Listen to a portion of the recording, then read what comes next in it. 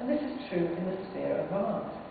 And I would just add from my observation, I'm sure we've all seen things like male parents who are congratulated for carrying their children in a sling, or being stay-at-home dads when their female fathers receive absolutely no acclaim for doing what's expected of them. Or to make of a society in which babysitting is paid less than normally. Hierarchies of taste reflect these prejudices against cultural forms that link to the body. Christian Metz, in his gender-inflected analysis of voyeurism, suggests that it's no accident that the main socially acceptable arts are based on the senses at a distance, and those which depend on the senses of contact are often regarded as minor arts, culinary arts, art of perfumes, etc. So those art forms that are furthest removed from the body and from utilitarian use are those most highly prized. And as Alyssa Otto argues in that book I just mentioned about craft, or she doesn't argue, she notes, by the mid-18th century the separation of the fine arts from the mechanical arts, occupations such as bricklaying, leatherworking, blacksmithing, etc., was settled. And by the 19th century associations of such work with ideas of usefulness, skill, adherence to traditional form, or the use of lesser media like wood, clay, or fibre were commonly accepted as distinguishing art from craft. We all know work on purposiveness, how this also affects cultural hierarchy. Another argument for why this relational work by feminists hasn't received its due, and this is one that Suzanne Lacey has posited, is that its insistence on political content has put it at odds with the current critical consensus. Says Lacey, many social projects from artists today are not what I would call content loaded. That is, the content is not heavy or overwhelming, but is instead convivial, agreeable enough in some sense as to not challenge with strong opinions.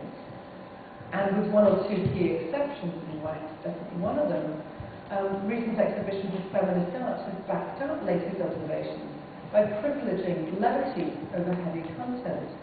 One of the few shows in the 2000s to highlight gender was ominously titled "I'm Not a Feminist, I'm Normal."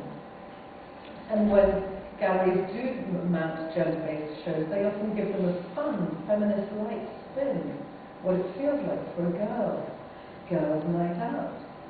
A tendency that the blogger, anonymous female artist, aka militant art bitch, has lamented, concluding, do not agree to be in a show called Little Women, ever. Even if you live to be 95 and you never get the damn show. This presentation of women's work as playful and unthreatening perhaps attempts to encounter another prevalent stereotype, that of the duo humanist feminist. As I hope the examples I've shown reveal, subversiveness is in no short supply in work by feminists, but it's amazing how many commentators misread feminist intentions and see one-dimensional didacticism where something more complex, critical, and playful was intended.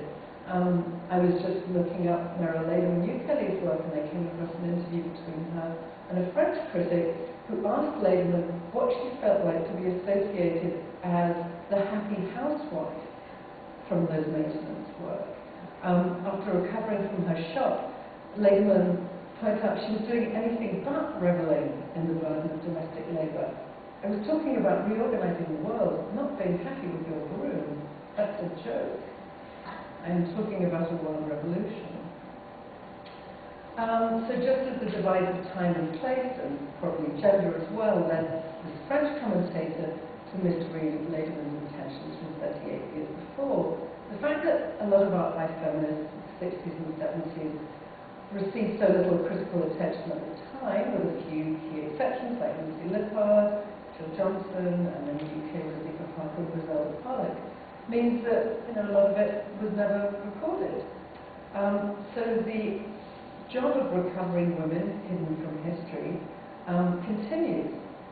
Add to this the fact that many female artists deliberately turned their back on the market. I mentioned Martha Rosler, who didn't have gallery representation in the 90s, and she points out, was often excluded, and even when she was in exhibitions, her name was excluded because she didn't have an up-to-date CV to hand. Although I think that might say something about her lack of taste, interest in admin, but valuing process above product and existing in ephemeral forms that were often underdocumented, feminist work frequently eluded conventional scholarly approaches and consequently was underrepresented and critically devalued. Another issue that probably plays into this, and one that I'm certainly collusive in, is in treating art by feminists as a separate category, a woman's work that runs parallel to, but is largely irrelevant from the mainstream art world. As Helen Woodward has said of the artist Millie Smith, whose sculptural work often appropriates clothing for form, she said, as with many feminists of her generation, she's a contemporary of Suzanne Lacey, her work tends to be discussed purely in terms of its domestic content. Obviously, this content is there, everyday household objects are used to re-articulate ideas about domesticity, but to focus solely on this aspect is to neglect Smith's involvement in the more general concerns of conceptual art, the relationship, for example, of her wall drawings to those of Solar Wit, or to Mel Bochner's measurement paintings. This renders her work exclusively feminist and leaves it open to marginalization, which in turn ignores possible discussions about the importation of extra aesthetic content into the field of conceptual art, and prior to that, into modernist art practice generally.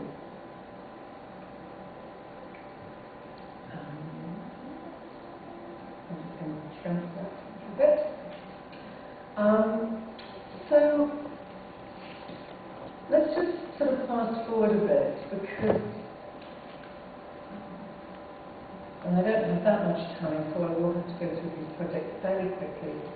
But my argument is that even though mainstream accounts have done a very good job, I think, at under-recognizing the important contribution of feminist precursors, it's actually been in the work of artists themselves that a lot of this archival work has been done. It's almost as if in the absence of proper feminist art history, or expansive enough feminist art history, feminist artists themselves sort of turn themselves into historians. And a really good example from a little while back is Janine Antoni. When she was an art student, one of her professors was Mira Shaw. And Shaw asked her if she was aware that her body-oriented sculptural and performance work was very indebted to the work of figures like Anna Mendieta, Kari Schneemann, and Wilkie, and Janine Antoni didn't know who these artists were.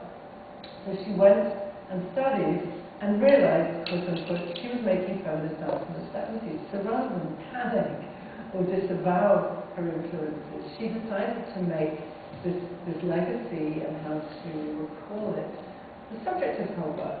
So this really key piece from the early 90s, Loving Care, where Antoni drenches her hair. She's trained as a dancer, so her movements are really glorious. She drenches her hair in the hair dye, Loving Care, and mops the floor with her saturated locks.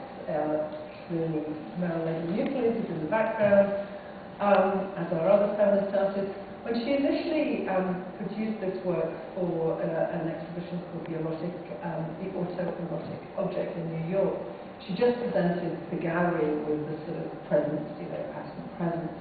But subsequently, she was invited to restage it as a performance. So something rather wonderful happens on opening night when the audience, the gallery visitors gathered for the opening, are slowly but surely mocked out of the room in in a gesture that's sort of at once rather sort of passive and perhaps even degraded, yet extremely aggressive.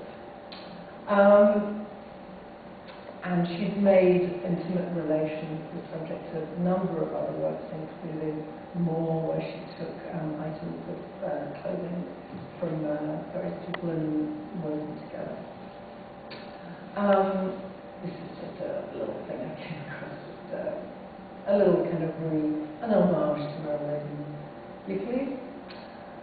We've seen enactments, re-enactments, as one way of attempting to make contact with ephemeral works from the past, with varying degrees of success. We've seen the process of historical memorialization being the subject of art. So Sharon Hayes has made a number of works about what it means to remember.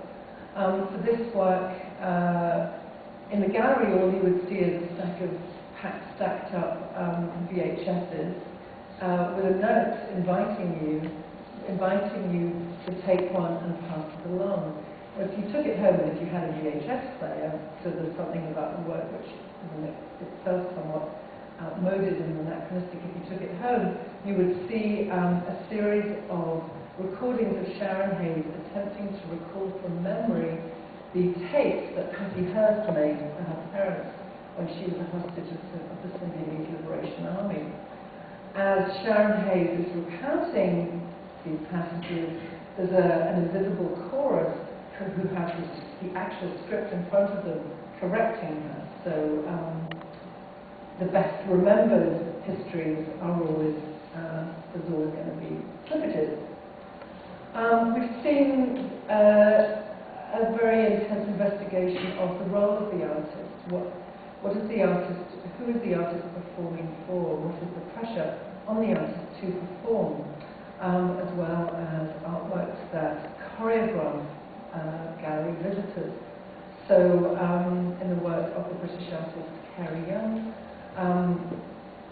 the work with the text on the wall was made for a show called Consideration, which was a series of legal documents that she created with a legal team. They included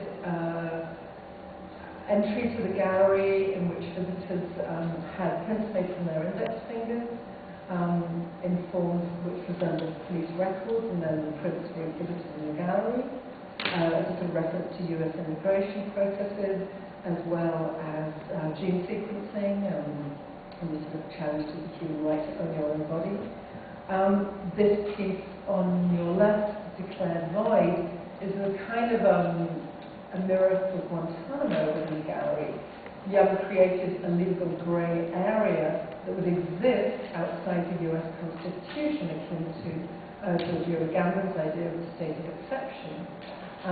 She offered viewers the chance to enter a conceptual hallucination made by the same slippery logic that the US government uses to create something like Guantanamo Bay outside the Constitution, because in this case the artist declares it so, and by entering into that corner of the gallery, the visitor agrees. Carrie Young also made a series of works using call center agents. So in the work you can see here, this took place at the St. Louis Contemporary Art Museum in the boardroom, and a number of phones were in the gallery, and visitors would pick up and get through to a call center agent who was working from a script devised in collaboration with the artist. A number of the scripts were about Young's own work, but some of them were also about the identity of the representative. So this sort of strange area of our lives where we're interacting with people, but they're people who are following scripts, so they're sort of automatons, and how much of our existence is really role-playing these days. I'll just show, and she's very influenced by the work of the Chilean artist Children Morales, who talked about making insertions into ideological circuits rather than interventions. So for this piece, he took empty Coca-Cola bottles and in white paint added the phrase "Yankees go home," which would only be visible when the bottles were recycled and then literally re-entered into the circuit. And Young's she's done a number of works like that. She's also worked as a management consultant, so she's interested in that sort of insider, outsider, native informer role. I'll just show very few examples because I know we're a little out of time. So Christine Revolt